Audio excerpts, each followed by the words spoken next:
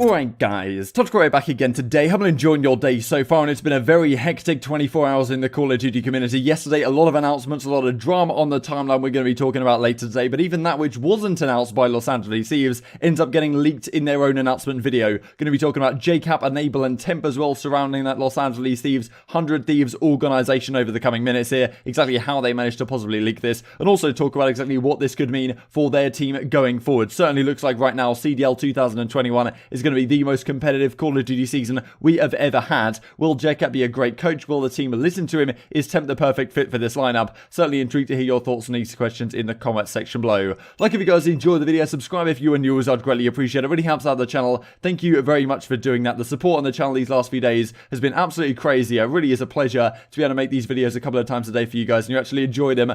Yeah, the world is a crazy place. Let's hop into things then. So Treyarch announcing, of course, on this world, 16th of December is going to be when Season 1 drops. Yesterday they did do a slight tweak to a few things, but certainly there's going to be greater changes, as they say right here. Our next weapon tuning pass is planned to arrive next week with Season 1. Stay tuned. This is going to be a major one, but they also add a number of new maps. We saw an actual, well, a video right here. You can actually see Raze in action on screen right here, which is very much cool to see over at the pool side of the map. But you've also got a few other maps going on as well, a few other 6v6 maps for you guys to keep your eyes on, and well, I think there's a map called Mall as well, supposedly, that was coming in. Not exactly sure where that one is appearing on here, but yeah, certainly some new multiplayer maps coming into effect. In addition to Raid, we may well have some additional ones, and there's also some like ground war maps and stuff like that, which will have strike versions of them, kind of like with Crossroads and Armada. They also could be viable, so I genuinely think that in a week or so's time, we're going to have potentially a very different map meta for Call of Duty Black Ops Cold War.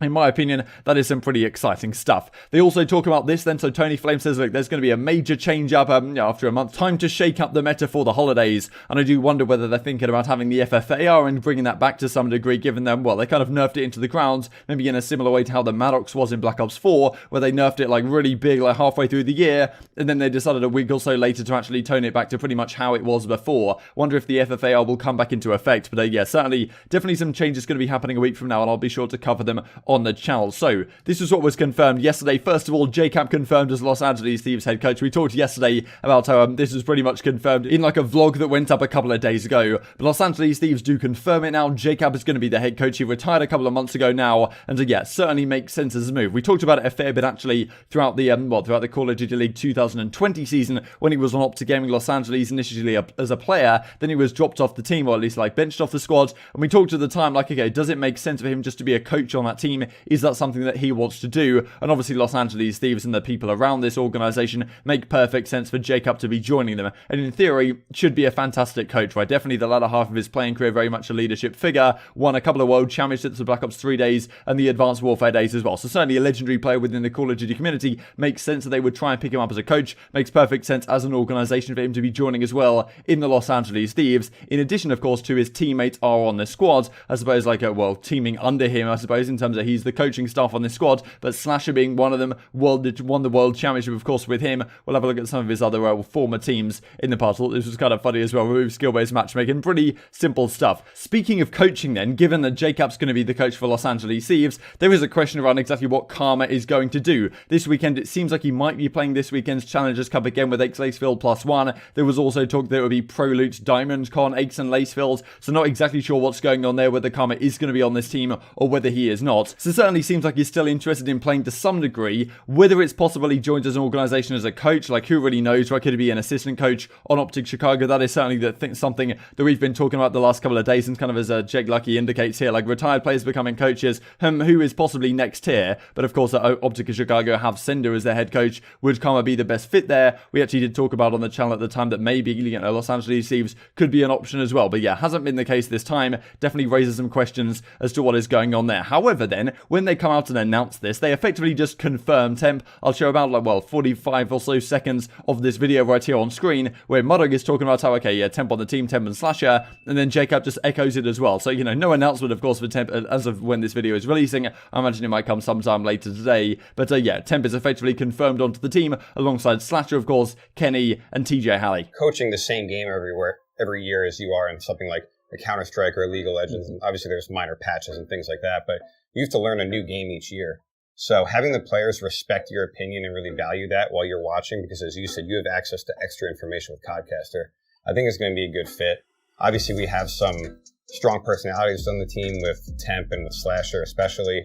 Those are two guys who really, I think will listen to you, and that's something that we need because you obviously, we want this program to be built around winning championships, discipline, hard work. It's stuff everyone says they want to do, but we actually need to do that with this team. Going to level up a lot of the preparation stuff from last year with OGLA and those sides of things. I think overall the roster, kind of the players we have, they personify hard work pretty well. Like Slasher is always one of the biggest grinders. Temp is very dedicated. Like, since you mentioned those two, like I said, Slasher's always grinding.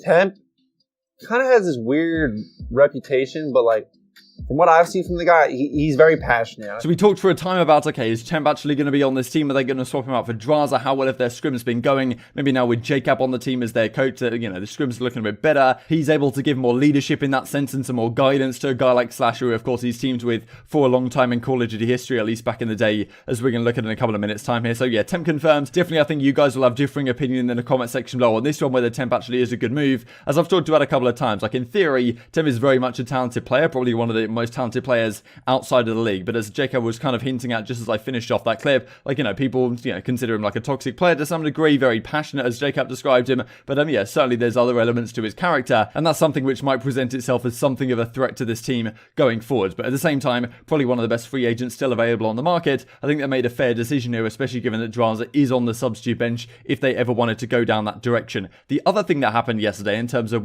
players that have retired joining back to 100 Thieves is none other than Enable. There's a new deputy in town. Welcome Enable to 100 Thieves. It's our newest content curator. So he's actually a content curator here, not a content creator. We did rumor at the time, okay, maybe he's going to be joining like the Warzone team with Tommy and Rated, something like that. However, that is not the case. You can see in this video, he's effectively like designing the set and like helping set up all this content stuff. You can see in the bottom left here, content curator. Very clear that it's a curator, not a creator, which effectively meaning he's like assembling all their content strategy maybe, or at least bringing together some of their content pieces. It's not necessarily a content manager, but certainly they've almost come up with a new terminology here, not a new terminology in a curator, but certainly something we haven't really heard of before, a content curator for an organization. Intriguing to see where Enable goes on this one. Of course, he's been trying to do pretty good stuff on his own YouTube channel as well, so we'll have to see how that develops going forwards. Certainly makes sense, of course, these guys he was on 100 Thieves back in the day as well throughout the Black Ops 4 season, did of course very well on that team, won a couple of events throughout that season at London, and then Anaheim this past season on Seattle Surge didn't work out so well, so joining back to 100 Thieves makes perfect sense for Enable in this, the opportunity that's presented himself that we talked about a couple of weeks ago. So someone give me an Oscar right now. Grateful for this opportunity in the next step of my career. 100 Thieves content curator.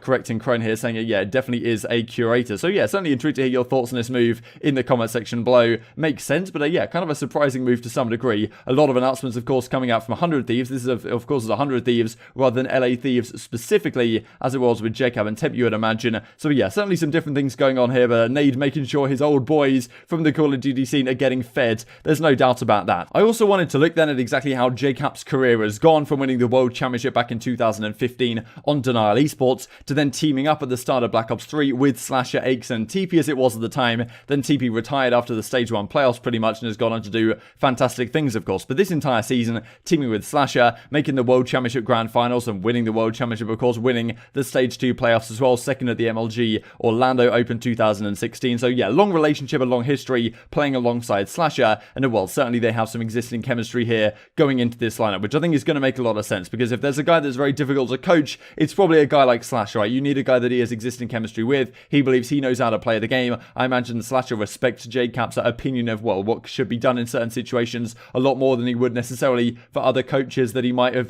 been coached by over the time. So certainly Slasher and JKap seems like a perfect duo. One now as a player, one of the best main assault rifles in the game, and one now as a coach. Seems like they would mesh in theory very well in my opinion. Of course, this Team MV squad continued throughout Infinite Warfare, had a really shocker of a season, to be honest, but then right at the end, they came good and only lost in two very narrow defeats to the OpTic Gaming Dynasty. They ended up winning this World Championship, as of course we covered in the Scump and Cryptic documentary not too many days ago now. But JKap and Slasher, long-time duo, having won an event actually during the World War II season at Birmingham. Then he ends up retiring at the end of the Modern Warfare season, or actually midway through the Modern Warfare season. They team up once again here on OGLA. Doesn't work out. JKap gets benched. Chino comes into the lineup, and they make make those changes the latter half of the season for Draza and Hollow to come in as well. And it was kind of interesting to me at the time why JKap didn't immediately become a coach, but maybe he wasn't so sure if he wanted to be part of that as an actual organisation. Now it's LA Thieves, now it's 100 Thieves. Certainly an argument where that is the place you want to be if the opportunity does present itself, as clearly it has to JKap. And yeah, fair play and congratulations to all the guys we talked about in today's video for getting these spots locked up. Final thing just to mention here, which I thought was pretty entertaining, was this from Methods Per Sources: 100 Thieves to rebrand to the Oak Boys retirement home.